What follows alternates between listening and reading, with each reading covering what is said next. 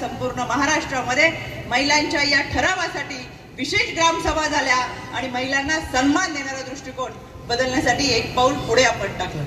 खरं तर या महिला सुरक्षितेबरोबरच तिला सन्मान आणि आर्थिक नियोजन चांगल्या पद्धतीचं करता यावं म्हणून परवा कालच्या दादांच्या अर्थसंकल्पामध्ये सुद्धा आपण पाहिलं की मॉलमध्ये सुद्धा आमच्या महिला भगिनींनी आता तिच्या बचत गटाच्या माध्यमातून जी वस्तू बनवली जाते त्याची विक्रीसाठी तिला आता मॉलमध्ये सुद्धा स्थान मिळणार।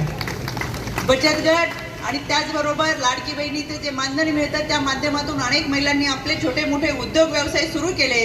आता यांच्या अंमलबजावणीसाठी चांगल्या पद्धतीच्या योजना पुढे येतात। आशा वर्कर असेल, अंगणवाडी सेविका असेल, यांच्या माध्यमातून चांगल्या पद्धतीचं काम होत आहे आणि यांना पाठबळ देण्यासाठी शासन कटिबद्ध आहे।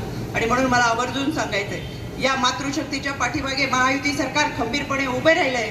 आता आपली जबाबदारी आहे आपण ही महिला भगिनींनी एकत्र येत या महायुती सरकार बरोबर तर आपण सगळ्या बहिणी आहोतच, पण इथून पुढच्या समाजाच्या अनिष्ट रूढी परंपरा यांच्या विरोधात ठामपणे उभे राहत असताना आपल्यातली मातृशक्ती ही जागृत ठेवायची आहे आणि हा संकल्प आपण सगळ्यांनी या निमित्तानं करूयात। या भागामध्ये आनंदजी असतील, नजीबाई असतील, अतिशय उत्तमरित्या काम करतात। महानगरपालिका असेल, त्याचबरोबर प्रशासन, त्यांच्या माध्यमातून होणारी नागरिकांची समस्या त्या सोडवण्यासाठीची तत्परता ही सातत्याने ही कामं करत राहतात। आणि म्हणून या सगळ्या लाडक्या बहिणी आपल्या या दोन लाडक्या भावांच्या पाठीशी ठामपणे आहेत असं आपण त्यांना हात उंच करून सांगूयात की आम्ही सगळे तुमच्या दोघांबरोबर आहोत। त्याच्यामुळे आमच्या या सगळ्या लाडक्या बहिणीचा पाठिंबा या दोन भावांना आहेत। आजच्या या कार्यक्रमाला आपण मला आमंत्रित केलं, मला मान सन्मान दिला, त्याबद्दल मी आपल्या सगळ्यांचे मनापासून आभार व्यक्त करते।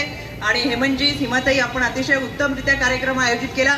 2 दिवसापूर्वीच खरं तर आनंदजी आपलं बोलणं झालं आणि 2 दिवसाची ही सगळी तयारी आहे। मला आश्चर्य वाटलं की 2 दिवसाच्या या तयारीमध्ये आपण अतिशय चांगल्या पद्धतीचा उपक्रम या ठिकाणी राबवलाय।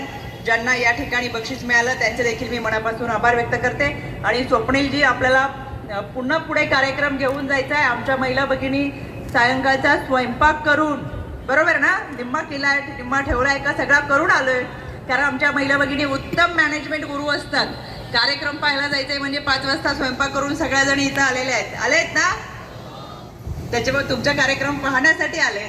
इतक्या सुंदर कार्यक्रमाचं नियोजन करत असताना हा निखळ आनंद माझ्या या माई माऊलींना मिळावा यासाठी तुम्हाला मनापासून शुभेच्छा। पुन्हा एकदा मी आपल्या सगळ्यांचे मनापासून आभार व्यक्त करते आणि थांबते। धन्यवाद। जय हिंद, जय महाराष्ट्र, जय राष्ट्रवादी।